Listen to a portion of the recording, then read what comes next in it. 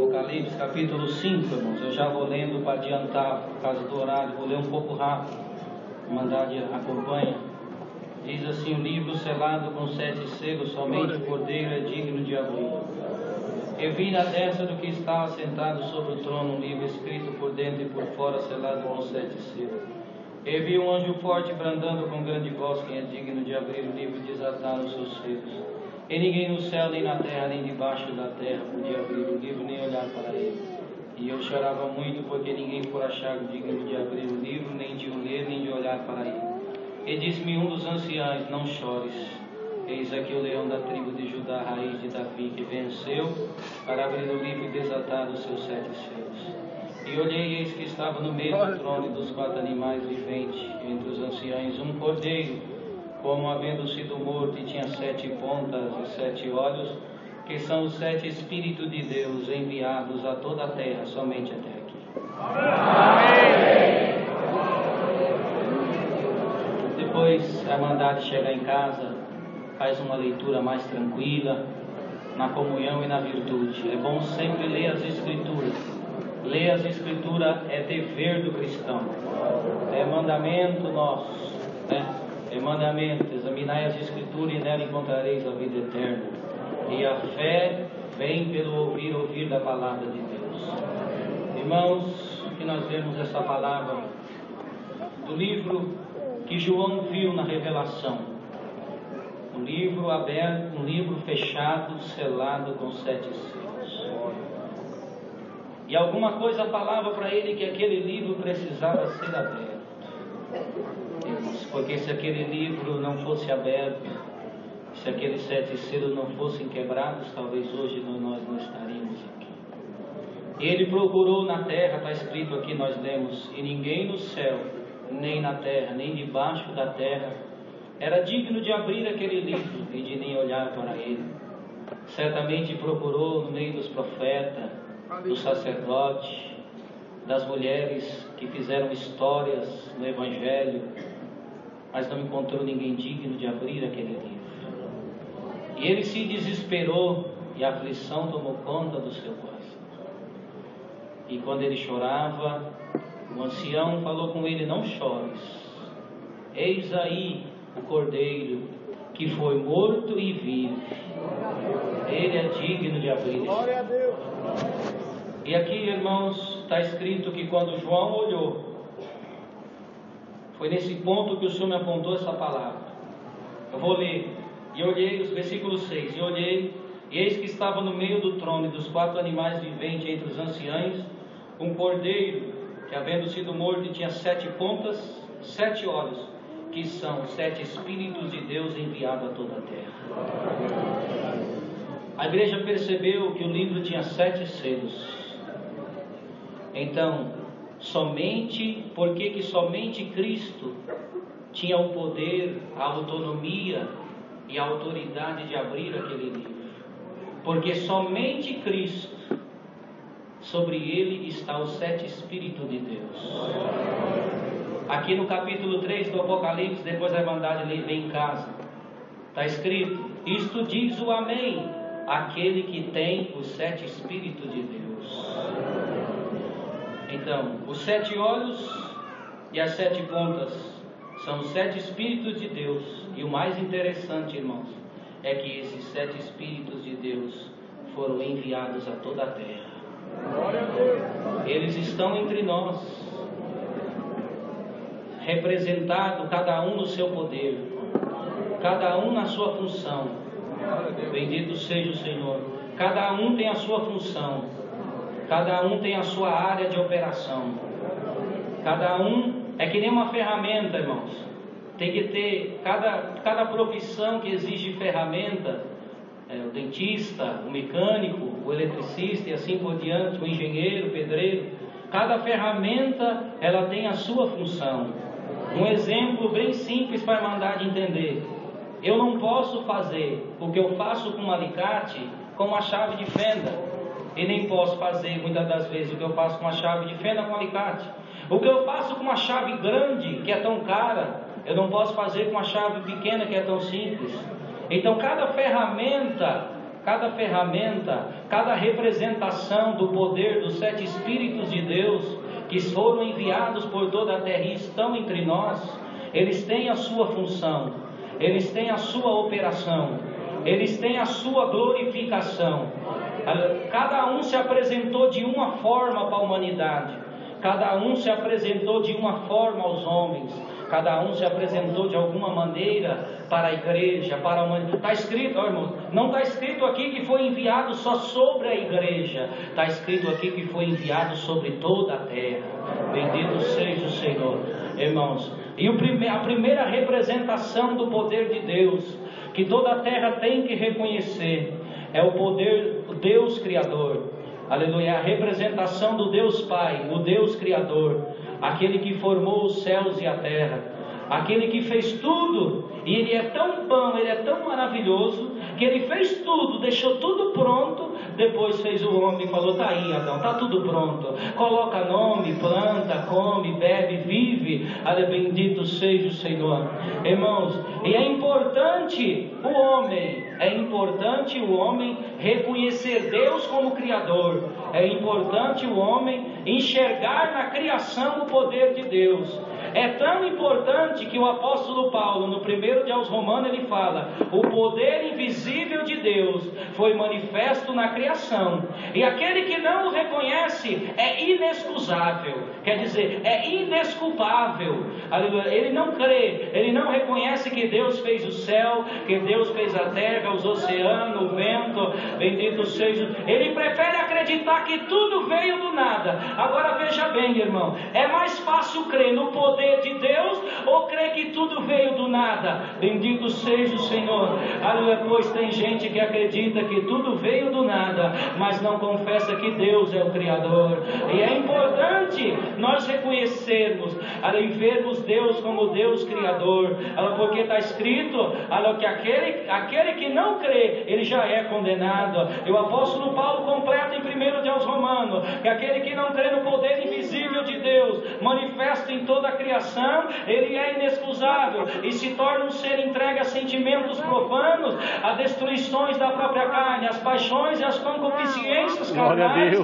Por quê? Porque não creu no Deus Criador, porque não acreditou no Deus Criador. Aleluia, bendito. Porque, irmão, um dia um músico estava indo para o batismo no meio da floresta, e ele se perdeu no sábado à noite. O batismo era no domingo de manhã, e ele parou na casa de um homem. Quando ele chegou, bateu palma, reconheceu, era amigo do pai dele, falou: senhor, deixa eu posar essa noite na sua casa, que vai ter um batismo aqui. Eu me perdi da turma, mas amanhã cedo eu vou continuar, pode dormir. Você está indo para onde? Eu estou indo para um batismo da igreja. Ele falou: mas batismo de quê? Da igreja, de Deus. Ele foi falando do evangelho. Ele falou: não, isso aí não existe, isso aí para mim não existe, isso aí para mim é conversa. Não, então vamos comigo lá amanhã no batismo, para o senhor ver que existe, é bonito, a obra de Deus é maravilhosa. Ele falou: não, se você provar para mim aonde está Deus, eu vou com você nesse batismo. Onde é que está Deus? Eu nunca vi Ele. Onde é que Ele mora? Onde é que é a casa dele? Aí o irmão ficou na comunhão e falou: se eu mostrar para você aonde está Deus, você vai comigo no batismo?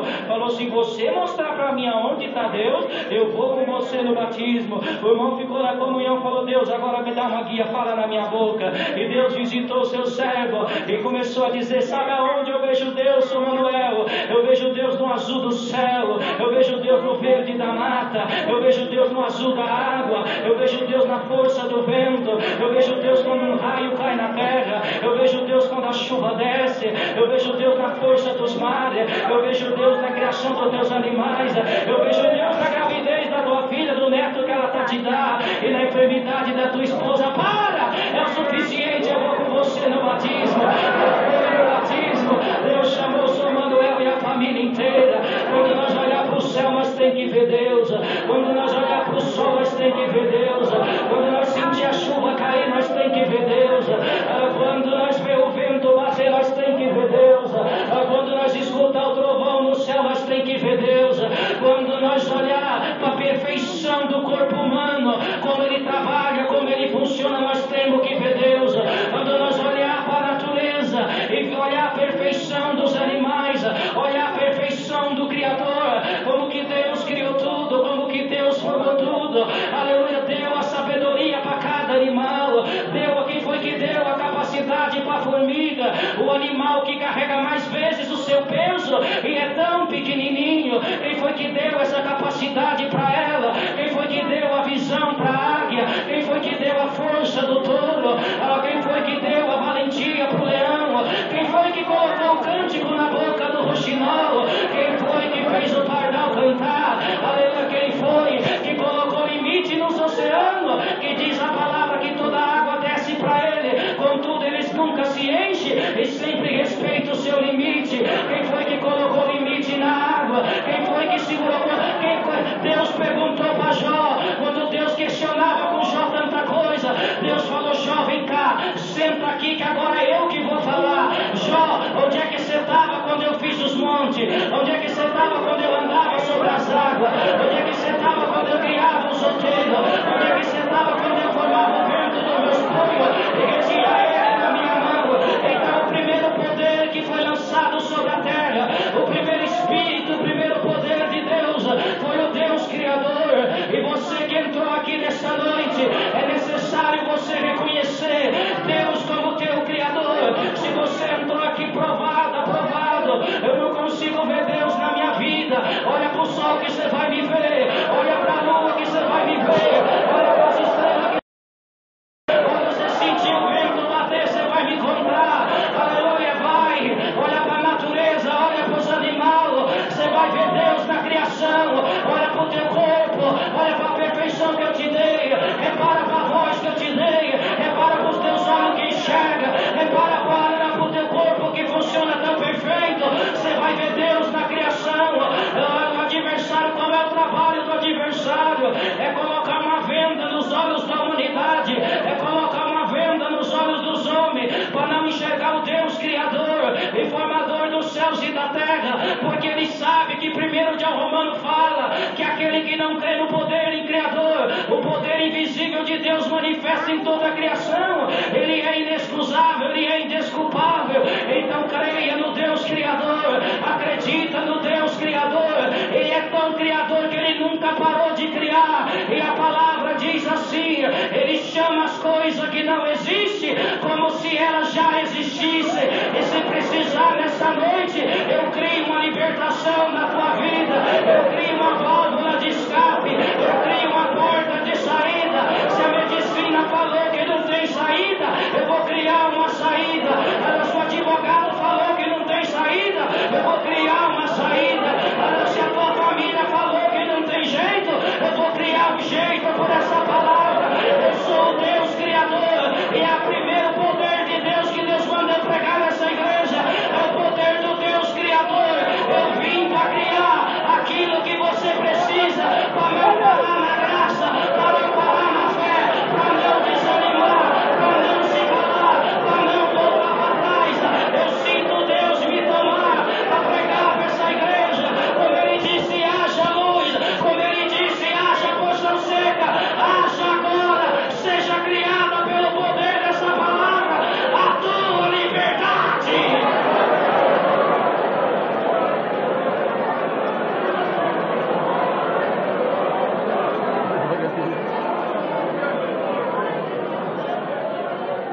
Vamos passar para frente.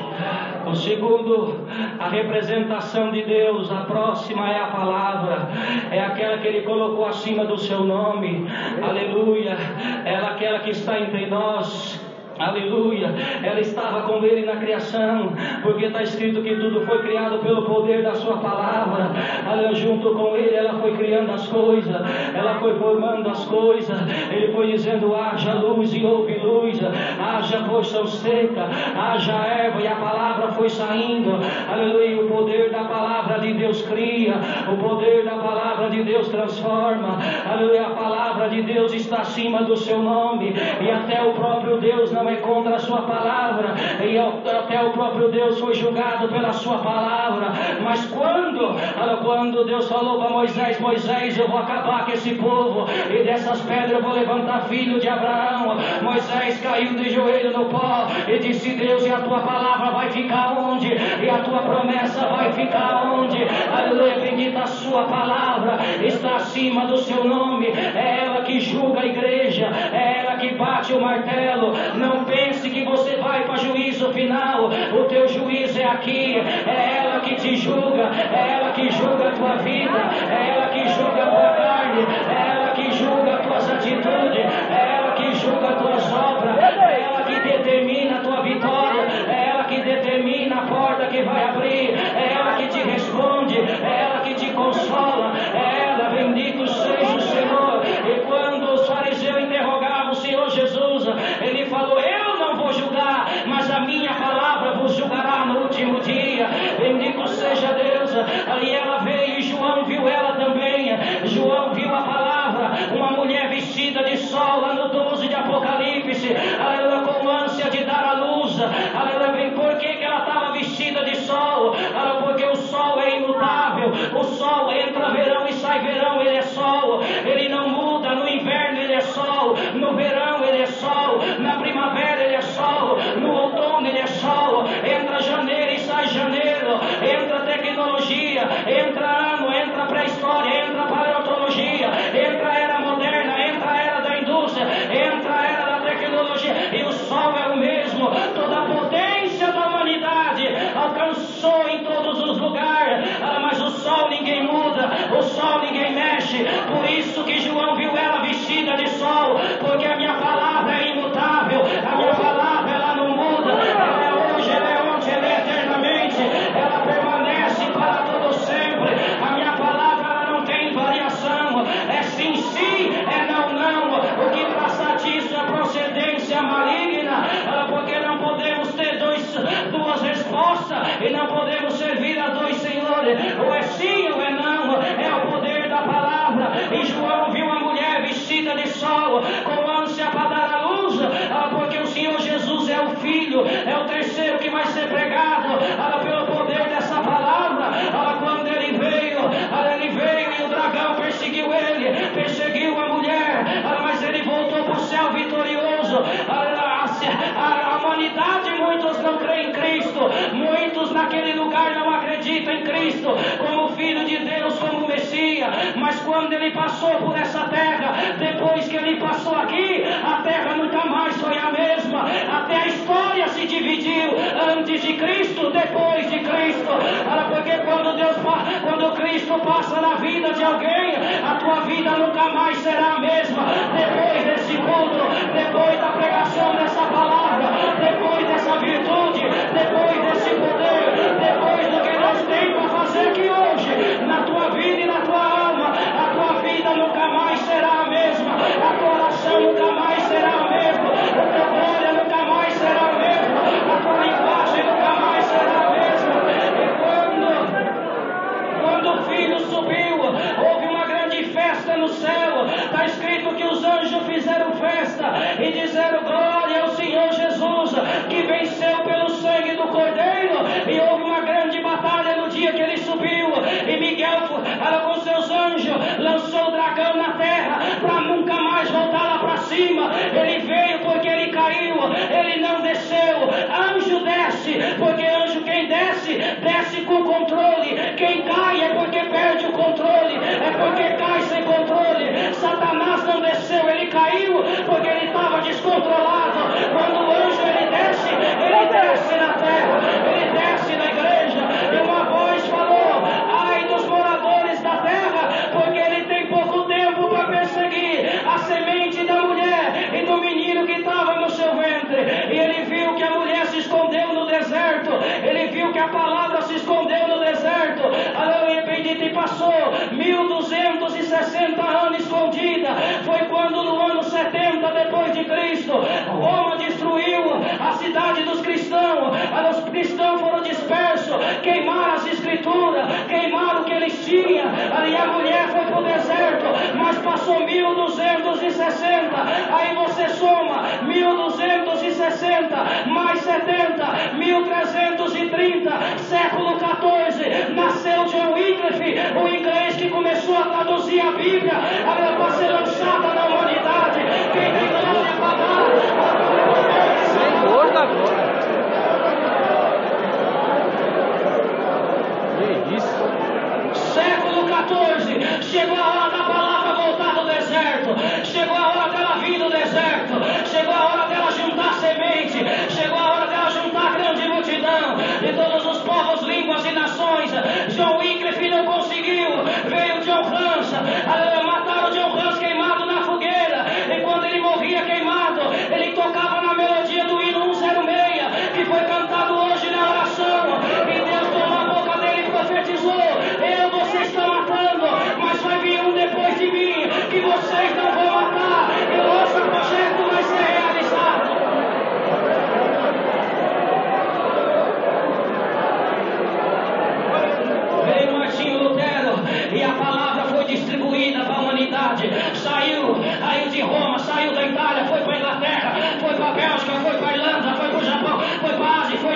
ouvindo e foi soltando a palavra, porque ela voltou do deserto. Ela veio do deserto para ser distribuída para a humanidade. Aleluia, é ela que cria, é ela que está com Deus Criador, e é ela que está aqui dentro, ela vestida de sol. Aleluia, quando João viu ela vestida de sol, ela estava com a lua debaixo do pé. Quem é a lua? A lua é a igreja, porque entre o sol e a lua tem a terra. Aleluia, o brilho da lua depende da rotação da terra, pelo reflexo do brilho do sol, que é a palavra. A terra é a carne, a lua é a igreja, e a tua carne impede o brilho do sol de querer resplandecer no teu rosto. Tem dia que você está minguante, mas tem dia que você vai crescendo.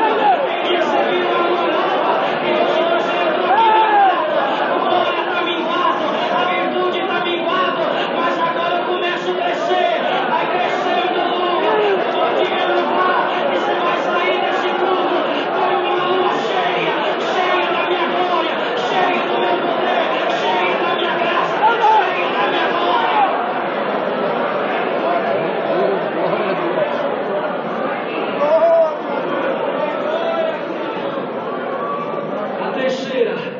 O terceiro Espírito, poder de Deus representado está no Filho. Aleluia, a criação de Deus. Está escrito: tu és meu filho, hoje te gerei. Esse aqui foi o único que foi gerado das entranhas de Deus. Aleluia, está escrito, é o único que a Bíblia afirma: ou tu és meu filho, hoje te gerei. Mas não somos todos filhos de Deus. Quando nascemos do ventre da nossa mãe, somos criaturas de Deus, porque Deus não gerou Adão, Deus criou Adão. Deus fez Adão com a sua mão, criou ele do barro. Adão é criatura de Deus. Quando nós nascemos da nossa mãe, nós somos natureza de Adão. Para nós ser filho de Deus, diz o apóstolo Paulo aos Romanos, não são os que são nascidos da carne que são filhos, mas aqueles que são nascidos pela fé em Cristo Jesus são adotados para ser filho de Deus, para a glória eterna. Você quer ser registrado, visita, como filho de Deus na glória, e Deus escreveu teu nome no livro da vida. Então creia no Deus Criador, creia nessa palavra e creia no Senhor Jesus, que deu a vida por você, para você estar aqui hoje ouvindo essa palavra e sentindo a glória que esse povo sente. Porque para ser filho, ela tem que ter fé, tem que crer no seu poder. O quesito dessa graça, o acesso da graça, o ingresso da graça, diz o apóstolo Paulo, que o ingresso a esta graça é o crer, é a fé. Bendito seja o Senhor. Muitos interpretam e pregam: a graça não é de quem quer e nem de quem corre atrás. Não é bem assim que está escrito. Quando o apóstolo Paulo falou que não é de quem quer e nem de quem corre atrás, ele não falava da graça do Senhor Jesus, ele falava da escolha de Jacó e Esaú, lá em 9 de aos Romanos, quando Deus escolheu Jacó e não escolheu Esaú, a escolha de Israel para ser seu povo. Aí sim, isso não é de quem quer e nem de quem corre atrás, mas é para quem Deus compadece. Mas a graça do Filho de Deus é para todo aquele que crê. Ide por todo mundo, pregai o meu evangelho a toda criatura. Todo aquele que crê e for batizado será salvo. Porque a confusão, ela desceu na torre de Babel e as nações foram dispersas sobre a terra. Mas João viu na ilha de Pátimo todas as nações reunidas, gente de todo o povo, língua e nação. Porque a graça veio para todo aquele que crê no poder, para todo aquele que crê na palavra, para todo aquele que crê no Filho. É o ingresso da graça, é o crer, é o acreditar. Creia no Deus Criador, creia nessa palavra, creia no seu Filho, e você vai ter o ingresso da graça do Filho de Deus na tua vida.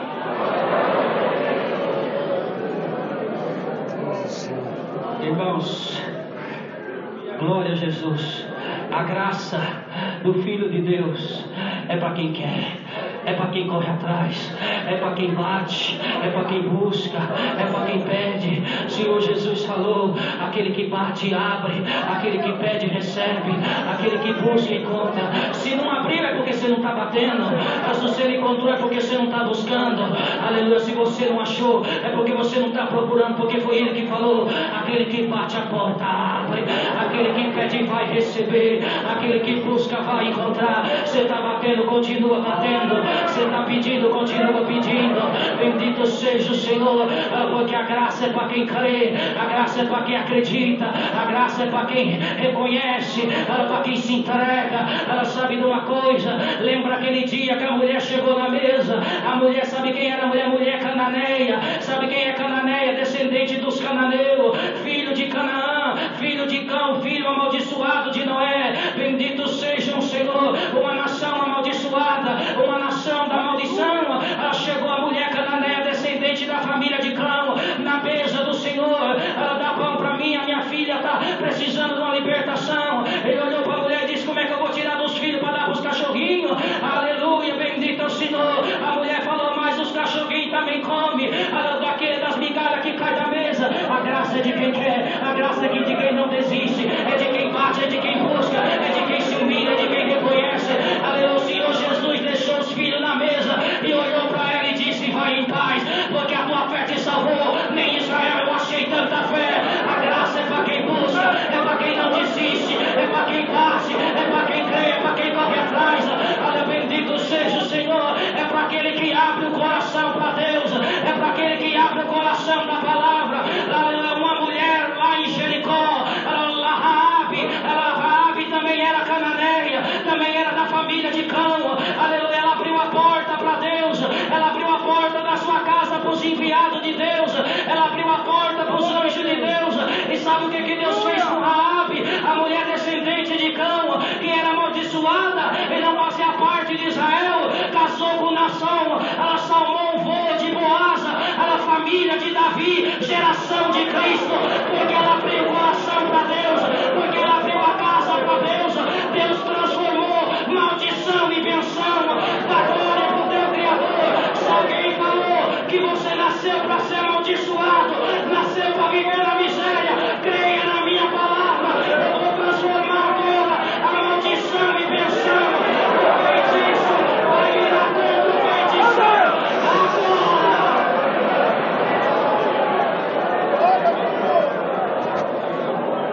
Santo é o Senhor. Aleluia. Deus Criador. Eu estou resumindo, irmão. Vou ver se eu consigo não acabar muito tarde essa palavra. Aleluia, Deus. Aleluia, a sua palavra, o seu filho. Aleluia, bendito agora. Aleluia, o quarto ser pregado, o Espírito Santo. Aleluia, aquele que quando o Senhor Jesus foi subir, os discípulos se entristeceram e falaram: e agora, como é que nós vamos fazer? O mestre está indo embora. Quem é que vai guiar nós? Quem é que vai conduzir nós? Quem é que vai fortalecer nós? O Senhor, conhecendo a aflição do coração dele, disse: não vos perturbeis, eu vou para o meu Pai, mas quando eu chegar lá, eu vou rogar para o meu Pai, e ele vai enviar o Espírito Santo Consolador, que vos guiará em toda a verdade e justiça. Aleluia, o Senhor Jesus subiu e demorou 10 dias, aleluia, o filho conversando com o Pai. Aleluia, aleluia. Depois de 10 dias, o Espírito Santo desceu para cumprir a missão dele. E qual é a missão dele? Na igreja ele tem uma missão, no mundo ele tem uma missão. A missão dele no mundo está aqui lá no Evangelho de João, é convencer o homem do pecado. Aonde o evangelista não chegar, o Espírito Santo vai chegar. Bendito seja o Senhor, porque quando Abraão chegou naquela nação, aleluia, Deus deu um sonho para o rei e mostrou que ele era homem de Deus. Não se preocupe, aonde o evangelista não chegar, o Espírito Santo vai chegar. Glória ao Senhor. É ele, a missão dele é convencer o homem do pecado. Sabe aquele remorso que você sente quando faz uma coisa errada? Sabe aquele peso na consciência? É o Espírito Santo te convencendo do teu erro, é o Espírito Santo te convencendo do teu pecado. Você tem que mudar, você tem que parar com isso. Deus está triste com você, você tem que ir para a igreja, você tem que orar, você tem que cantar, você tem que louvar. É a missão do Espírito Santo. A missão do Espírito Santo é preparar a noiva, é preparar a igreja para encontrar com o Senhor Jesus quando ele voltar. Vocês já viram a noiva ir para o altar com o cabelo bagunçado, com o vestido rasgado, ela sem estar perfumada? Não. A missão do Espírito Santo é preparar a noiva, é a tornar a noiva, é revestir a noiva, é deixar o vestido impecável, é deixar um aroma agradável. Aleluia, glória a Deus. E se você entrou aqui de vestido rasgado, perdendo o aroma dessa graça, com sapato espiritual, Santo que está sobre a igreja, ela vai dar um retoque no teu vestido, ela vai dar um renovo no teu sapato, vai colocar uma diadema nova na tua cabeça e vai passar um aroma de vida. O aroma da morte chegou por lá, mas eu mando a morte embora agora, e o aroma da vida vai tomar a tua casa, o aroma da vida vai tomar o teu corpo, o aroma da vida vai tomar a tua alma, pelo poder da minha palavra. Ele é o selo, Ele é o carimbo. O apóstolo Paulo falou que Ele é o selo da redenção dos remidos. É Ele que confirma a veracidade dessa obra. É Ele que prova que Deus está no meio desse povo, pela oração, pelos dons, pela revelação da palavra. É o Espírito Santo que guia, é o Espírito Santo que conduz, é o Espírito Santo que revela a tua necessidade, é o Espírito Santo que intercede com gemidos inexprimíveis. Está escrito que Ele intercede com gemidos inexprimíveis a favor da tua alma, a favor da tua dor, a favor do teu sofrimento, a favor da tua lágrima. Ele é o selo. Toda nota verdadeira, ela tem a marca da verdade, e quando uma nota falsa chega no banco, que ela não tem a marca da verdade, o banco segura ela, mas enquanto a nota tem a marca da verdade, ninguém impede aquela nota de circular, ninguém impede aquela nota de ter valor na sua valência, no seu valor. Bendito seja Deus. Por quê? Porque ela tem o selo, ela tem o carimbo do Banco Central. O Espírito Santo é o carimbo de Deus nessa igreja, é o carimbo de Deus na tua alma, é o carimbo de Deus na tua vida. A obra é selada, a graça é selada pelo selo do Espírito Santo, porque Ele está aqui, é Ele que revela, é Ele que conduz, é Ele que transforma, é Ele que visita, é Ele que revela, é Ele que mostra, é Ele que dá os dons, que manifesta os dons na igreja. É o selo. A nota, quando não tem esse selo, ela não tem valor, porque naquele dia, quando os apóstolos chegaram naquela cidade, alguém foi expulsar um demônio e disse: em nome do Deus de Paulo eu te expulso. O demônio falou para ele: Deus eu sei quem é, Paulo eu conheço, mas você, quem é você? Porque não tinha o selo de Deus, não tinha o selo do Espírito Santo. Aleluia, bendito seja Deus nas alturas. Esse selo está sobre você, está sobre a tua casa, sobre a tua fé, sobre a tua crença, sobre a tua oração, sobre a tua história. Aleluia, está o selo de Deus. E o apóstolo Paulo escreveu: não extingais o meu espírito. Ela foi o Espírito Santo que quebrou as portas do protocolo do judeu, porque os apóstolos queriam que ficasse só entre ele. Muitos não haviam entendido.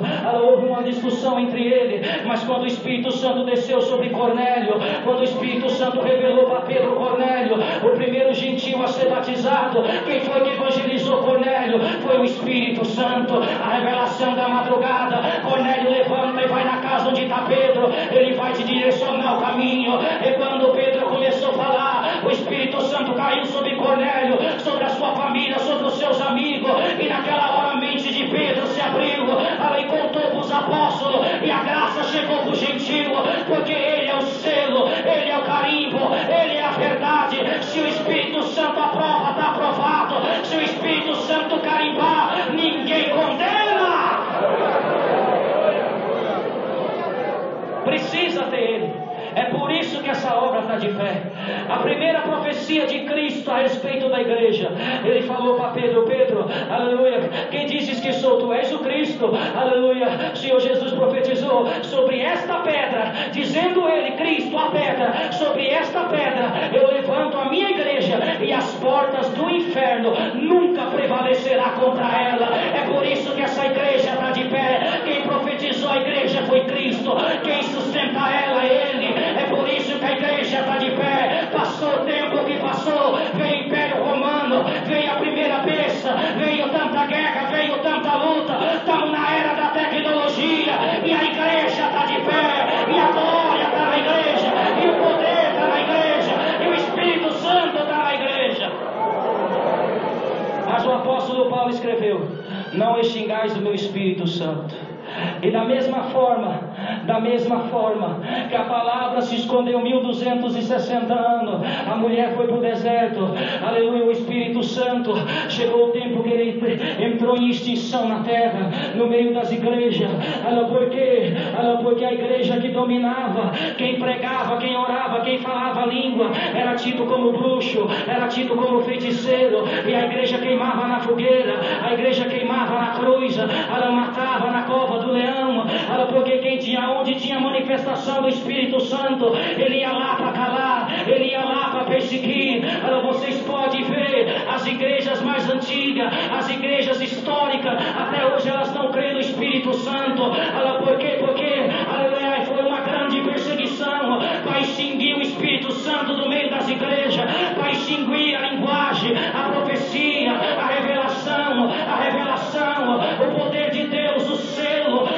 Mas é o quarto Espírito, é o quarto poder, a quarta representação. E quando foi que ele estava extinguido, que as igrejas não criam no Espírito Santo, no ano de 1908, o Espírito Santo desceu na Rua Azusa, no norte dos Estados Unidos, e visitou um grupo de homens com linguagens do Espírito Santo, e eles se dividiram pelo mundo anunciando o Espírito Santo. E quando Luiz Franciscão chegou no Brasil, a igreja que ele entrou primeiro não acreditava no Espírito Santo, e a primeira palavra que ele pregou foi 2 de Atos dos Apóstolos, a descida do Espírito Santo. Foi a primeira pregação que entrou dentro do Brasil, e hoje o meu Espírito está aqui porque ele veio para selar, ele veio para conduzir, ele veio para consolar, ele veio para guiar, e veio para ser derramado na alma daquele que crê no poder da minha palavra.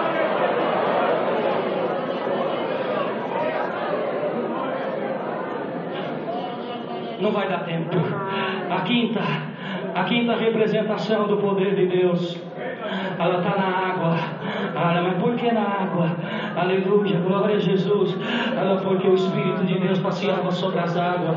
Nós temos água lá no céu e nós temos água aqui na terra.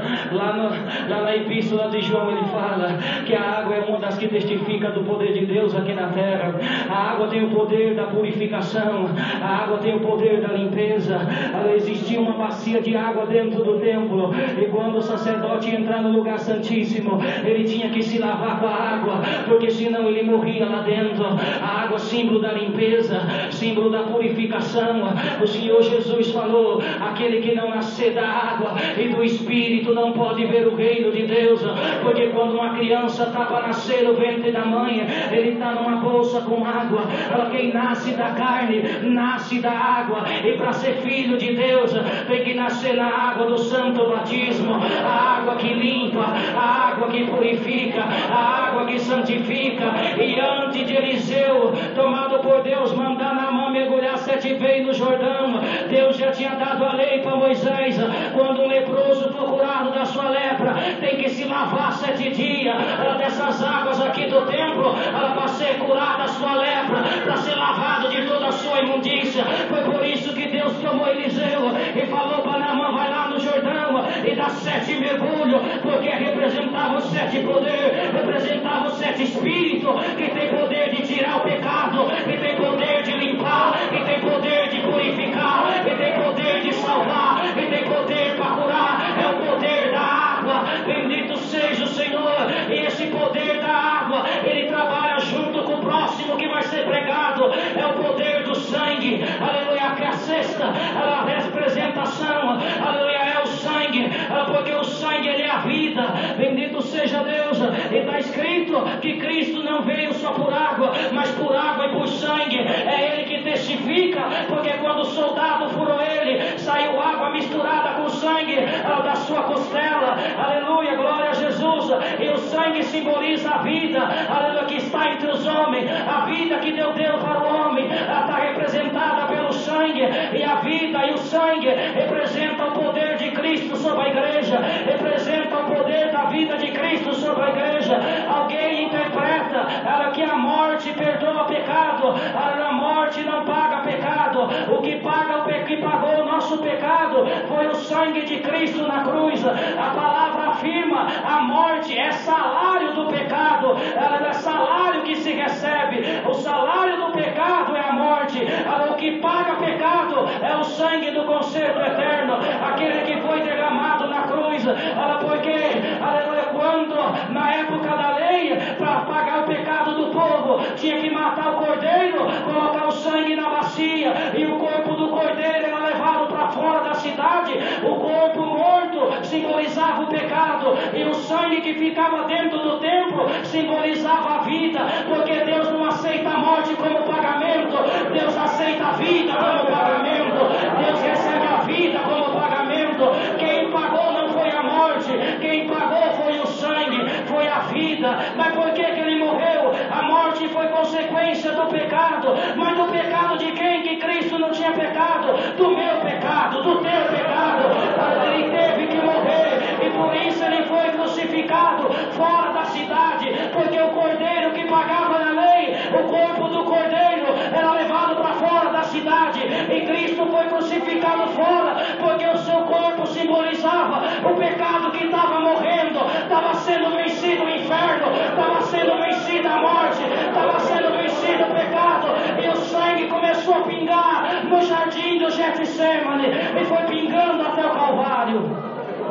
E foi esse sangue que cobriu essa igreja, foi esse sangue que lavou teus pecados, foi esse sangue, está escrito lá em 9 de aos Hebreus: só o sangue de Jesus tem poder para libertar e de toda mancha nos limpar. É o sangue misturado com a água, porque na época da lei, quem não tinha muita condição, trazia um casal de pombo, o pombo macho, a pomba fêmea, pegava o pombo macho, matava, derramava o sangue na água, misturava o sangue do pombo macho com a água, e pegava a pomba fêmea e mergulhava na água com sangue e soltava a pomba para voar. Por isso Salomão falou: amada minha, pomba minha, porque o pombo macho é Cristo que foi morto, misturado com a água e com o sangue. A igreja, que é a pomba, foi lavada e mergulhada nas águas pelo sangue do conserto eterno, para voar, para ter liberdade.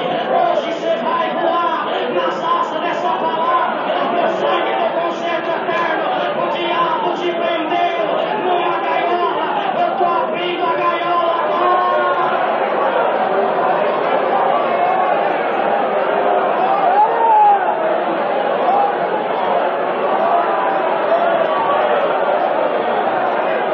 Boa pomba minha, amada minha, eleita minha, imaculada minha, vim para te lavar, vim para te limpar. Mergulha nessa palavra, eu vou te curar. É o sangue, é o sangue que tem poder para limpar, é o sangue que tem poder para libertar. O sacerdote tinha que matar o cordeiro, aí colocava um pingo, quando ele entrava para ser ungido para sacerdote, era um pingo de sangue na orelha direita, um pingo de sangue no polegar direito e um pingo de sangue no pé direito. Sabe para quê? Para não dar ouvido para a carne, para não dar ouvido para Satanás, para não colocar a mão na obra de Deus, para não caminhar para o caminho do pecado. E hoje esse sangue vai te ungir, como na igreja do interior de Rondônia, numa busca de onde Deus tomava o seu servo e dizia: o sangue do conserto eterno está cobrindo essa igreja. E ele viu a olho nu o sangue escorrendo na parede da igreja, e quando foi no outro dia, mais de 10 irmãos foi lavar o véu, e a água ficou manchada de sangue, e a esposa de um cooperador guardou o véu manchado de sangue na geladeira. Passou alguns meses, o demônio tomou uma mulher na vila, na cidade, levaram o pastor, o feiticeiro, o padre, o macumbeiro, o demônio não saía, e a jovem acorrentada na cama. A irmã ficou sabendo, pegou o véu manchado de sangue do culto daquele dia, foi lá escondido e botou na cabeça da endemoniada. O demônio foi embora. Esse sangue que vai te cobrir, esse sangue que vai cobrir a tua casa, ele tem mais poder que sangue de bode, sangue de galinha preta. É o sangue do conserto eterno que vai cobrir a tua vida, que vai cobrir a tua casa, que vai cobrir a tua mente, que vai cobrir o teu coração. Quando você estiver em perigo, clama: Senhor Jesus, me cobre com teu sangue.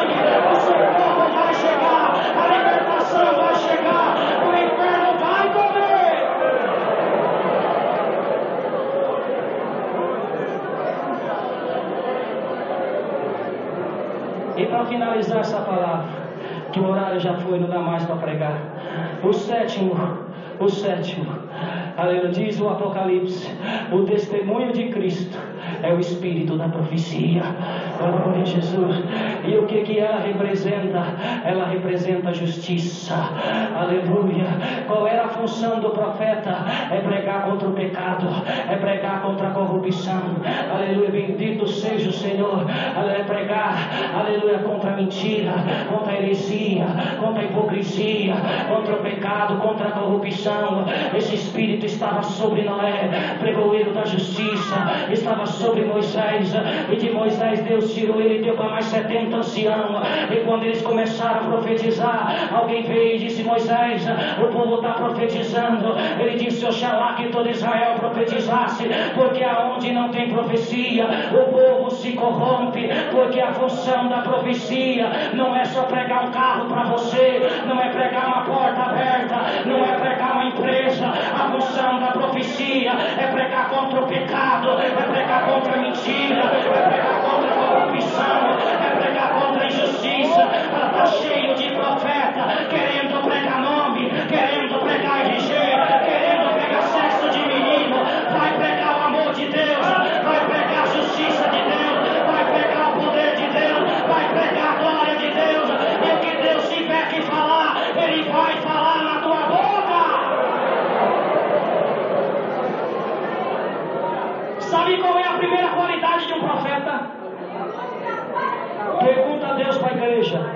Qual foi a primeira coisa que eu fiz com Isaías, quando eu consagrei ele para profeta? Limpei ele, purifiquei ele.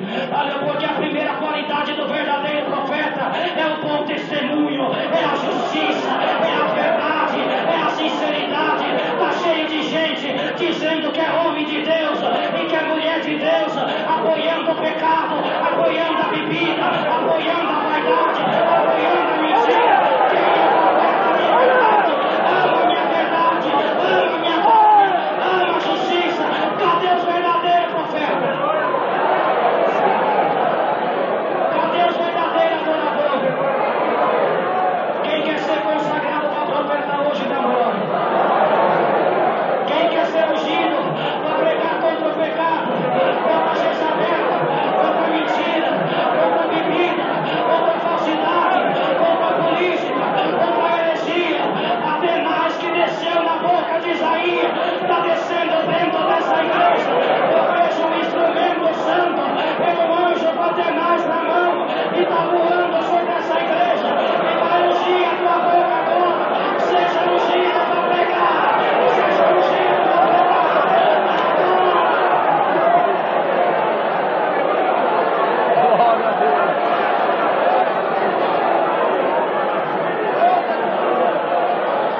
Glória a Deus. Glória a Deus. Não dá mais para pregar. E para fechar essa palavra, os sete Espíritos de Deus, o Deus Criador, a palavra, o Filho, o Espírito Santo, a água, o sangue e o Espírito da profecia. Quando João viu Cristo, porque Cristo tem os sete Espíritos de Deus, por quê? Porque quando Deus criava, Ele já estava com Ele na criação, Ele é a palavra. Porque quando João viu Ele vindo no Apocalipse, Ele veio escrito na sua testa a palavra de Deus, e a veste salpicada de sangue, porque o sangue do concerto eterno venceu a guerra lá em cima e vai vencer aqui embaixo, vai vencer na tua vida, vai vencer na tua casa, vai vencer no teu trabalho, vai vencer na tua faculdade, vai vencer no teu filho, vai vencer na tua filha, vai vencer no teu casamento. Nele estão os sete Espíritos. Ele tem os sete Espíritos. Ele representa os sete Espíritos. Ele está no Criador. Ele está na palavra. Ele é o Filho, o verdadeiro homem. A expiação do pecado. A água e o sangue estavam com ele. Ele é testemunha da água e do sangue. O Espírito Santo foi ele que clamou para o Pai enviar para o seu, para aquele que cresce no seu nome. E o Espírito da profecia é o seu testemunho, é a sua identidade. Quando um policial é federal, ele tem a sua identidade, ele tem a sua carteira. Todo militar tem a sua carteira, toda autoridade tem a sua carteira, tem a sua identidade. Sabe qual é a identidade de Cristo? É o Espírito da profecia, da justiça, da verdade, da manaia, Jesus, do milagre, do poder, da maravilha. E os 7 poderes, ele está dentro do culto, ele está dentro da igreja. Mas como assim? No poder dos 7 amém, os 7 Espíritos de Deus, nos 7 amém que tem no culto, porque diz o Apocalipse, ele é o amém, e ele tem os 7 Espíritos. Deus seja louvado, o primeiro amém. Inicia o culto no nome do Filho, o segundo amém, a primeira oração, o terceiro amém, a testemunhança, o quarto amém, a palavra, o quinto amém, a última oração, o sexto amém, o encerramento, o sétimo amém.